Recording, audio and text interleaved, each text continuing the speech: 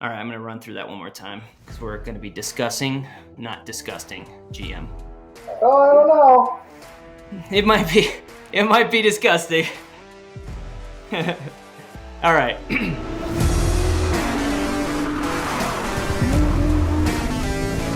Oh, that's good.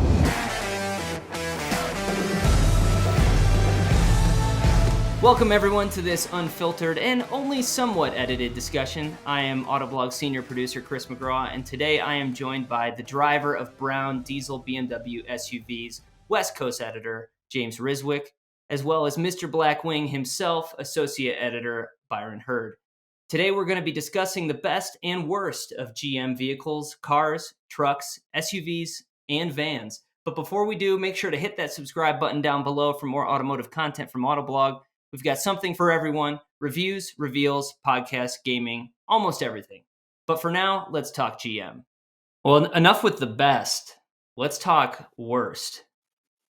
I would love to hear. Yeah, let's flip it around. Let's talk worst of their current vehicles. I know, like, worst looking for me is the heavy duty Chevy pickups. But what do you guys think worst of the GM lineup right now? So I'm gonna get yelled at for this one too. Worst car, I went with the Camaro, which I know that poor Camaro. Worst truck, I went with the Canyon, which is kind of funny because right across the street from the Colorado, but it's that's fine.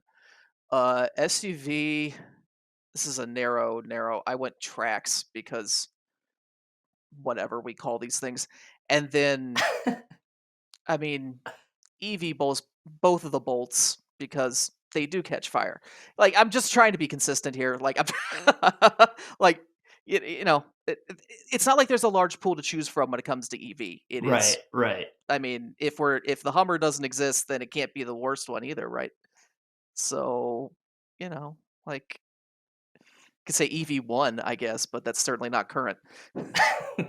Well, cars. I mean, what do they have? The Malibu, like that's they don't make that anymore. So I guess you're stuck with the Camaro, and that has had issues for a very long time.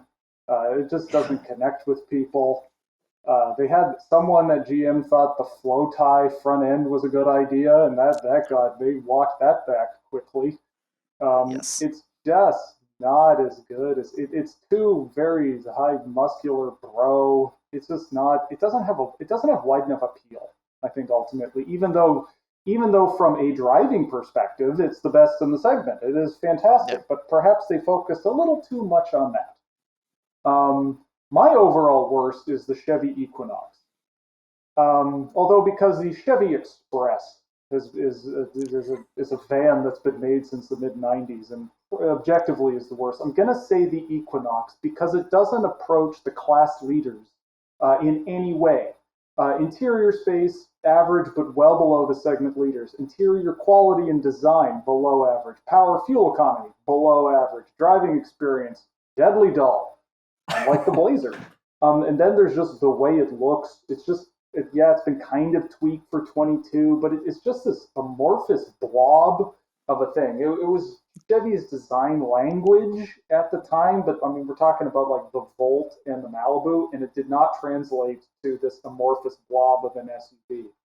And it is just a sad-looking car, especially compared to everything that it competes with, which is like CRVs and RAV4s, for goodness sake. Yet it's just kind of sad and blobby. And again, they have the Blazer, they have the Trailblazer, so they've definitely course corrected since then. So that's a good thing. Which they're better to drive too. So there's finally a little more brand cohesion there for Chevrolet. Here's the other thing: compact SUVs are the most important segment outside full-size trucks. So they don't really have. I'm sure plenty of people buy them because they have a Chevy dealer in their town, but it's just not a competitive product at the moment. But I will say the fact that I think this is the worst thing they sell at the moment, is very telling because the past would have been a lot more to choose from. The bar is so much higher than it had been in say the 2000s. That's ultimately a good thing. And yeah, trucks, well, the current Silverado, they need to redo the interior, and well, they did, so great. And then the EV, yeah, the thing that's could catch on fire due to the batteries. That's not great. So wait a minute, your best EV and your worst EV are the same thing? Yeah, they only sell one, dude. what do you want from me? Oh, I mean, we could talk upcoming, I guess, if we need more than. The best is the EUV. The worst is the EV. There you go. Okay. There you go. Okay. All That's right, fair. I'm with you now. That works. Yeah. Yeah, honestly, like, and I agree with you on Equinox, because honestly, I was going back and forth between the two. Like, I was, trying to think of like where they have like egregiously bad SUVs, and they really don't. It's really honestly what did it for me for Trax was just the styling is just so unbelievably dorky. I apologize to anyone watching, listening to, reading a transcript of anything we're saying right now. If you own a Trax, I'm sorry. I really am. Yeah, I think the Trax is appealing to people who want the lowest lease payment of all Yes. time. I think that's probably where that ends.